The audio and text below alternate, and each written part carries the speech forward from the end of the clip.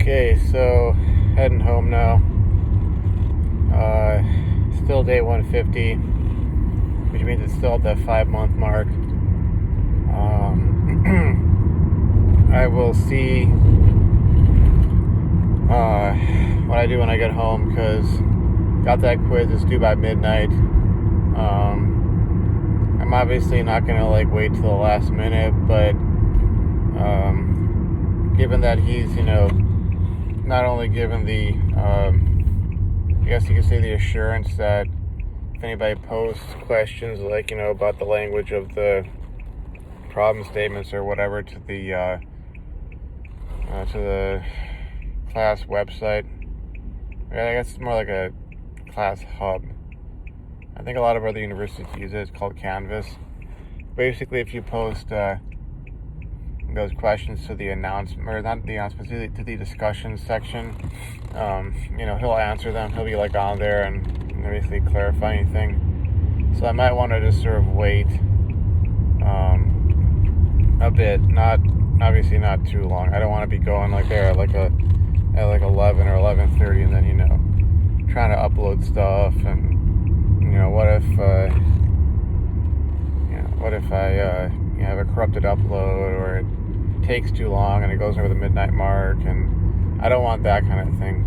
I'm not doing that this time, but there's that. The fact that that he said he's going to drop one of the lowest quizzes, and there's also the possibility. I'm not saying I would use this. Obviously, if you've been to the university,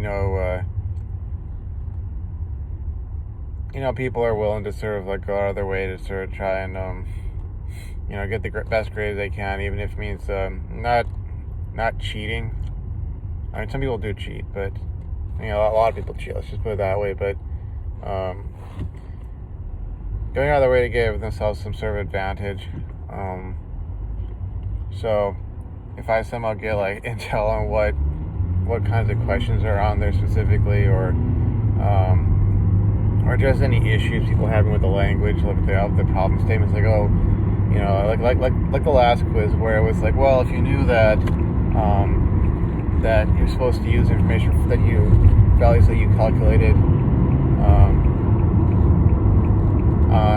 parts A, B, and C on part D, or whatever the case may be,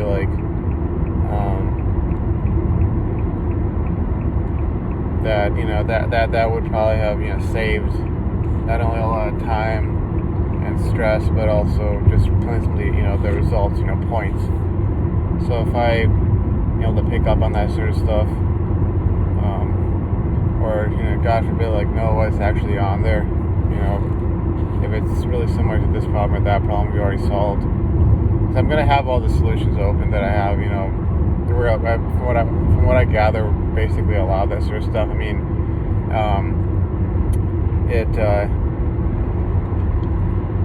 It's sort of mitigated. The benefits of that are mitigated by having a real small window of time to solve any of these problems. So it's not like he's basically allowing us just to ace everything for with no effort. It's tough, but he at least kind of cuts us some slack by letting us use notes and solutions and stuff like that. But anyways, I got that tonight, and like I said in the past, this is becoming more and more just me vlogging about life, because as I said umpteen times, you handle your life, PMO is not an issue. It becomes less and less of an issue, to the point that it becomes non-existent. It's kind of like any other sort of compulsion or addiction or predisposition or weakness you might have, for one thing or another. But the real reason I wanted to vlog this second half of the thing is I'm still having recurring issues with the whole romantic thing at work. It's just kind of, it's annoying and it's recurring. And I think, there's a number of aspects to it, and it goes deeper than just this one girl. So there's a bunch of stuff to discuss that I would want to get off my chest and get feedback on from the wiser people on the internet, or on YouTube, who peruse my videos or come across them or have followed me. That's how I really began vlogging. But see, the thing that sets off this sort of cascade of emotions is like, and maybe it's me reading into stuff that just truly is not there. But I'll see the thing that today that set it off was, obviously I was on this build with the girl, and we were almost joking left and right, back and forth. I was making her laugh, she was making me laugh, we were laughing together, we were getting our work done. There's definitely been a measure of flirtation, body language wise, her leaning in to me, or stuff like that, or just even asking questions like this week, and especially last week, asking questions about stuff, showing that there's interest in me, wanting to know this, that, and the other, and stuff of that nature.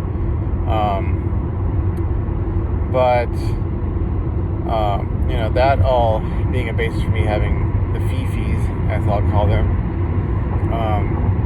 Basically what happened was, it was the end of the day, and see, so on Mondays and Wednesdays, just I notified, the higher ups that, okay, I got class at 3. They basically have it, listed on the schedule, that I leave at 3, and then she has a class at 4, so she put it down to leave at 3:30, because, I guess she drives home, maybe it takes about half an hour to get home, then she'll log on to her classes. Everything's online, everything's distance learning nowadays. But so, she was leaving, grabbing her stuff. No big deal. That part wasn't the big deal, or the thing that kind of caused me to sort of almost get my dander up, if you will. But the other guy, the one that I thought that I was how long ago was it? Was it a month ago? Might have been a month ago. I thought, oh, they're dating, they're in a relationship. Oh, I lost my chance. This beautiful girl, and yada yada. That he gets up from his desk and puts on his jacket and walks off in the same direction as her. And I just thought that was kind of, wait, what? And of course you check the schedule. It's he's not scheduled for any work or anything. He doesn't have to go to the other building. So obviously I want to go into assuming that, oh, yeah, they really are dating or something like that. But then it's just for one thing, I'm pretty sure she parks on that side of the building. I've seen her park that other side of the building where the exit is, and she head off in that direction, obviously, to get to her car. But then it's the whole oh, the guy gets up, puts on his jacket, walks that direction, what's he going to do? Sort of, then I start thinking, and it kind of gets like that, and I almost want to ask someone on the shift who would kind of who's I know there's one other coworker, she was the one who was way back when I started. She was asking both myself and the other guy if each of us were single, and that sort of deal. She seems to be the one who keeps cognizant of this sort of stuff, but part of me wants to ask, part of me doesn't want to, and I guess the reason I wouldn't want to ask, it's not so much that I would find out that, yeah, they are dating and they're this and that, and oh, it's this torrid affair, and they're, oh yeah, they're all smacking out in the car or whatever the heck. That would suck, because obviously I got the fifis. But I think the bigger concern would be what the hell is this? Hell's going on here? Sorry.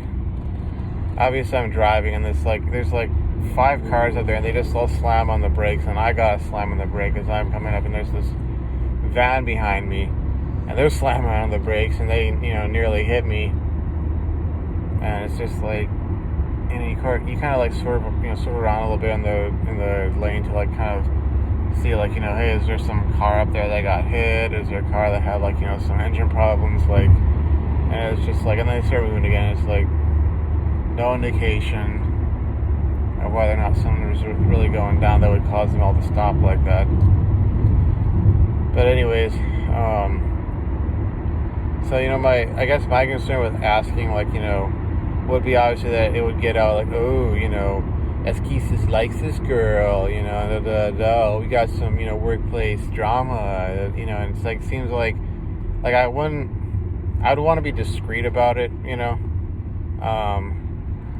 Obviously there's sort of like your gut, which tells you that, your gut tells you, oh yeah, you know, this guy and this girl, you know, there's no other reason, they're together, or you want to sort of interpret things like that. But then there's always that sort of like chance of like, no, actually she was just leaving to go to her class, and, you know, maybe he was actually going to that side of the building because he had to go grab some documents, or, you know, he had to go fix whatever, you know, because, like, I think, you know, or whatever, you know, it could be anything else. And it's sort of like, kind of reminds me of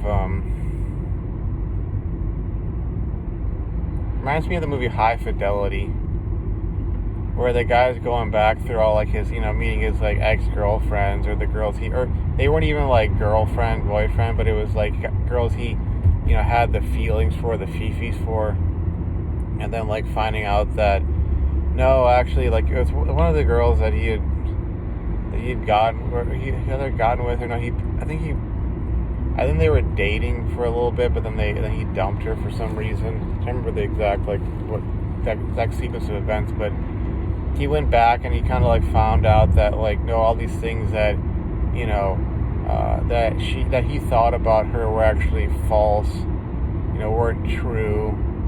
And, you know, I mean, it's sort of him trying to find closure, and he did get closure, but it was one of those things where it was like, okay, like, he interpreted things in a way that it was, like, not really that way, and because he thought things were a certain way, I can't remember what exactly it was, but that's why he, like, you know, broke it off with her, or why they got into some fight, which led them to, you know, breaking up, or, you know, why he just stopped dating her suddenly, something of that nature. And it was sort of like, you know, and of course, you know, the whole lead up to that was super awkward, because I think he had to call, like, her parents, and, like, her mom picked up, and he eventually found a way to, like, you know, talk with her, and it was sort of like, yeah. So I'm not wanting to end up like that. The stuff does, you know, it's recurring, obviously, because, like, I don't know, it's weird how this goes, where, like, you know, I'll go through, like, a week or two where it's kind of like, oh, I'm mellow and chill, and I don't really care, and I'm not thinking about that, and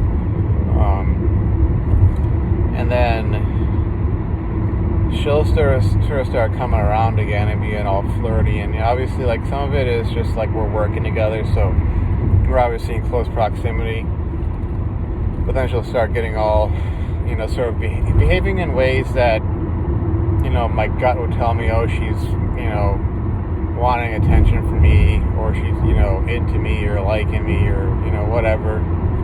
And then, of course, you know, that time goes by, and then, you know, it's kind of like her back to him, and then it's like, you know, what's up with them? Are they going out? You know, I thought they were, but I'm not sure. But I thought they, you know, and I think they are now, or, you know, this sort of cycle kind of occurs, and you know, like I said, I almost want to ask around, but I don't want to be found out, so to speak.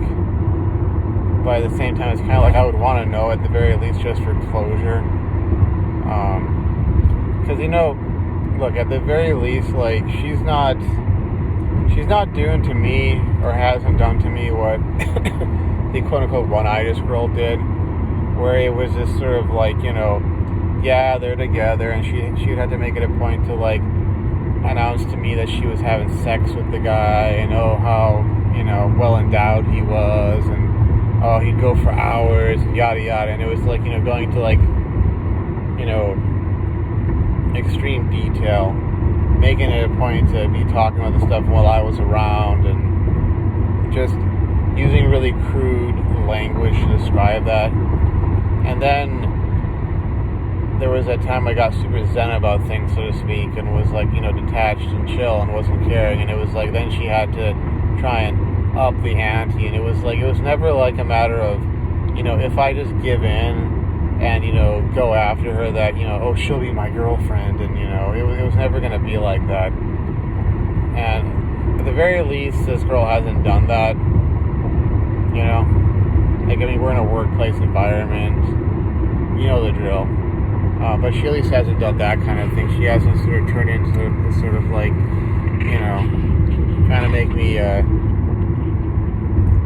jealous just for the sake of getting attention. I mean, she's attractive, and I'm sure she knows she's attractive. But yeah, I half want to ask her around, I half don't want to ask her around. The other thing is, and this is where it kind of gets deeper than just this girl or this scenario, is that you see, back when that other coworker was asking myself and the other guy, like, oh, if each of us respectively are single, and then bringing up that she literally brought up that this girl is single, that sort of thing. I'd initially given my response saying that I was single and sane, saying that sort of thing, because it's sort of the stupidity of this, way of thinking that I've had, which is that right away anybody asks me about relationships or so, I would automatically think about the ex-girlfriend, and going, saying like I don't want that again. But it's sort of like me saying that. I mean, I'm wondering how that got around to this girl, because obviously she was kind of testing me out, seeing if I was really interested in all that, and being flirted. Not the girl who asked me if I was single or not. That was a different coworker, but obviously probably, I mean, people talk in general, girls especially, they talk, they communicate, and I'm sure it got around to her, like that sort of angle on things, which I wonder if, like, because the other guy didn't get that kind of response. He said something along the lines of, yeah, he's single, but he's like not super serious about things, not really looking for anything long term, blah blah blah. And I said that, oh, I had two girlfriends. First one was like about a year and a half. The second was for 4 years. So I was like, oh, I'm the more serious guy, but he's the fun guy, or the laid back, relaxed, doesn't want anything serious kind of a guy. Which, I mean, I wonder how all that kind of got around to her, because, yeah. It sucks that, like, I'll say that sort of thing, and I'll be like, like I've said, in the past, like, telling myself, oh, I don't really want, some girlfriend right now, or I'm not looking, or, I got my ambitions, or my mission, or whatever the case may be, and, almost like looking at relationships, sex, marriage, all that sort of stuff is like somehow the kind of stuff that would impair my ability to live my life to my fullest, or to the fullest extent. Even though you look around, there's numerous examples of guys who either are married or have a living girlfriend or long-term girlfriend, and yet they're doing their due diligence. They're knocking down those classes, getting those grades, they're knocking down those degrees, they're getting those promotions, or getting those jobs, and getting those promotions, they're founding successful tech companies, or whatever the case may be, either getting out of debt, not getting into debt, building wealth, building empires, and yet they somehow have a relationship, they have women in their lives, and they're somehow able to do that, and succeed. And it's almost like I gotta snap out of this mindset of like, oh, I can't have a girlfriend or a wife or so, because once I do that, oh, I'm gone, I'm done.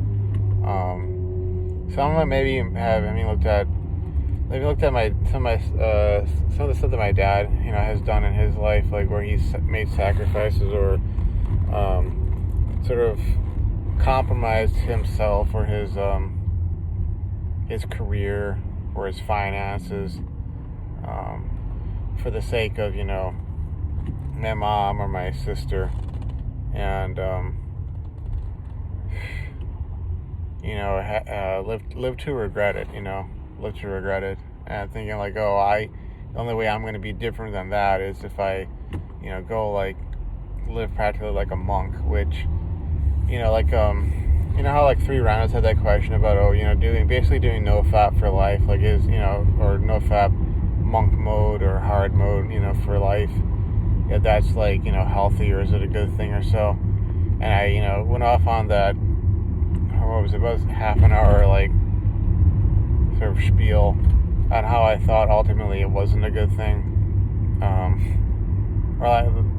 What I would say, like, that, quote unquote monk mode is not a good thing, but for most people it's not healthy or functional. Hard mode being, obviously, like, if you have a wife or, girlfriend, you quote unquote get your release having relations with her, and anything outside of that you don't do. And that being sort of what I would consider like the ultimate end goal, or the healthy, state for most guys would be, doing that sort of thing. And kind of building off of that, like, I can't deny that I have feelings or desires, but I also don't know how to really act on them. Because obviously, like, another point I think I also made some other video was that, like, so much of what we're told are the rules are really not the rules. It's kind of like rules for thee but not for me.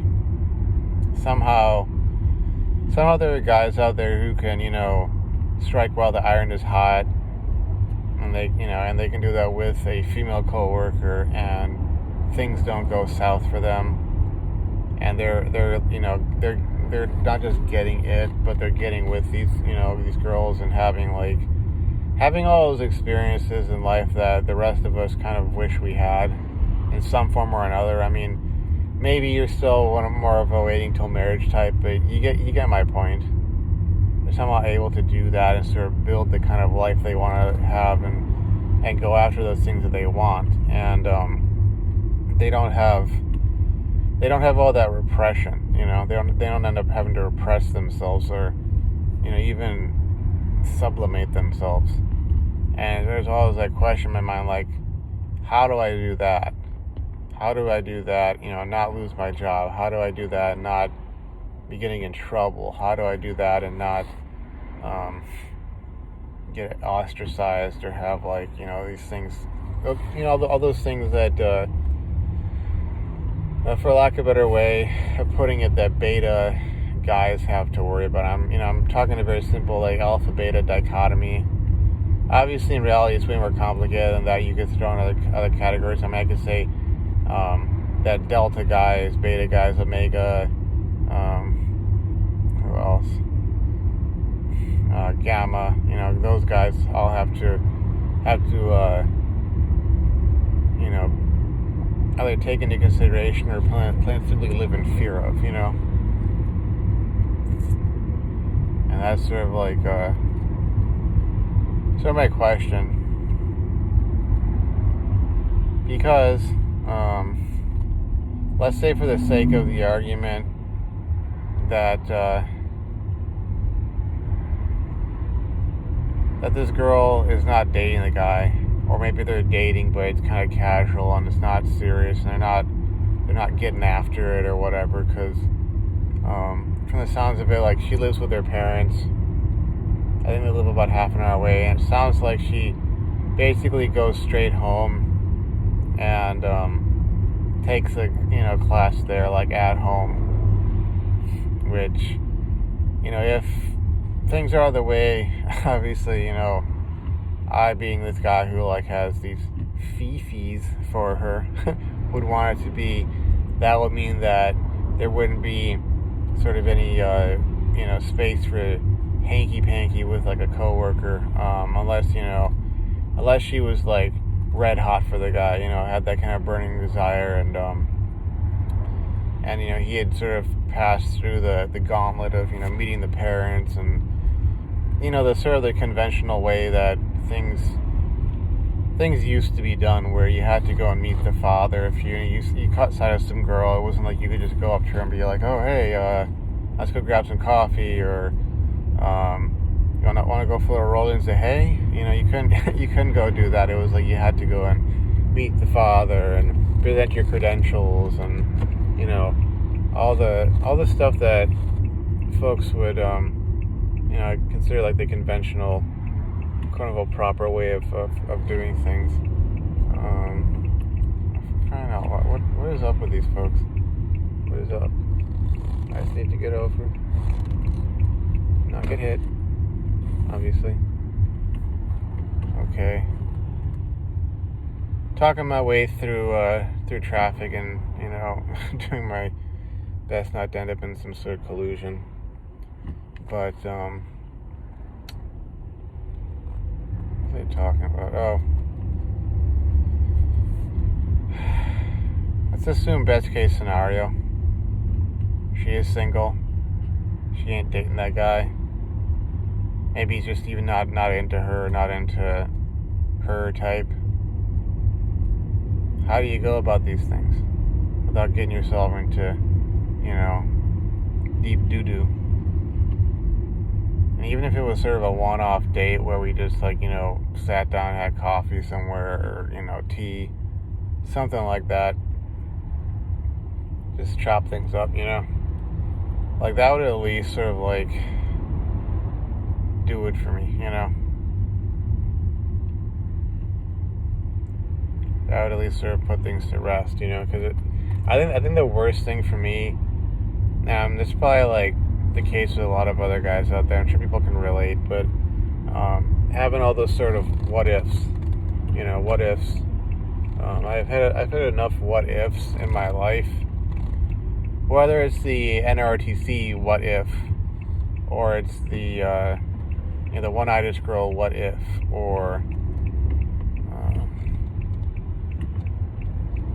there's so many others out there that I've had to contend with. Is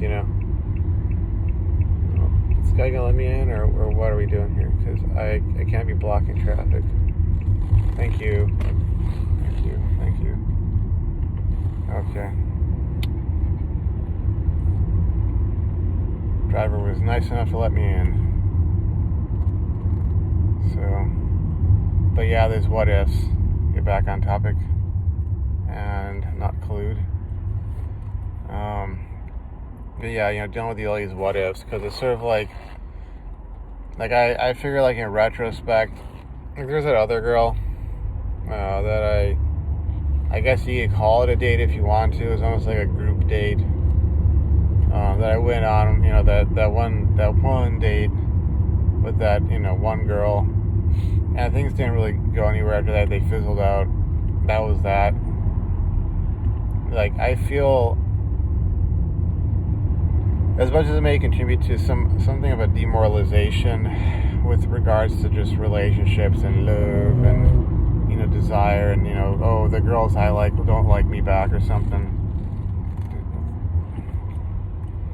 I'm sorry, there's some really dumb drivers on the road right now. So I'm having this conversation, I kind of trail off because I'm just like, dude, what is that guy doing? You're not supposed to be crossing the solid line. If you're gonna get into the off ramp, you're supposed to do that like way back. Anyways, but as much as that that whole experience may have contributed to some something of this demoralization with regards to relationships and love, and like I said, the sense that, or the notion that the girls I like will never like me. They'll always go for a guy who's the polar opposite of me, kind of a thing. I at least had that experience, and I could say, okay, I at least kind of sort of went out on a date with her, and I mean, basically it was, getting on the brass tacks, it was something of a date, and I did that, and that was that, and that was that, and okay, I can be maybe not happy with it, but not like moping about it. I can be at peace with it. I asked her out, she went, we had the date, things fizzled out, okie dokie, and then that was right before graduation, and then we graduated and we went our separate ways, and then that was like fine, cool,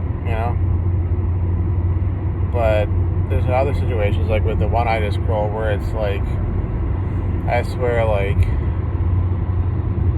obviously I've had to accept it, I've had to live with it, but there probably will always be that part of me that'll go like, what if, and will think back and just like be sad about it,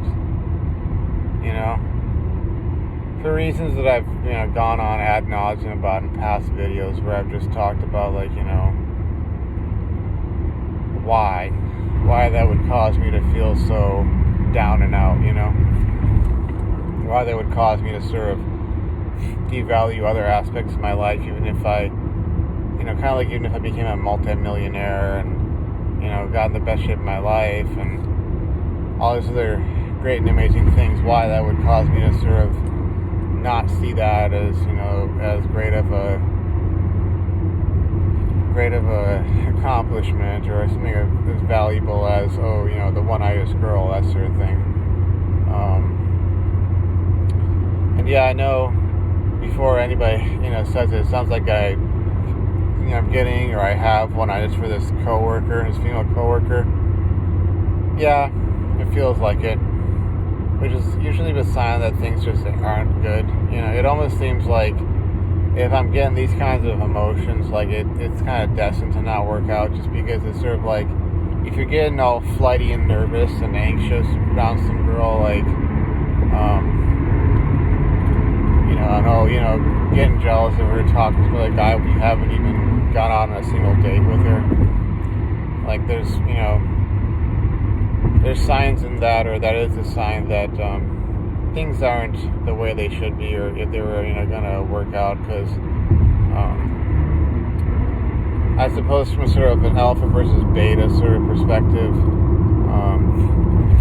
it's almost like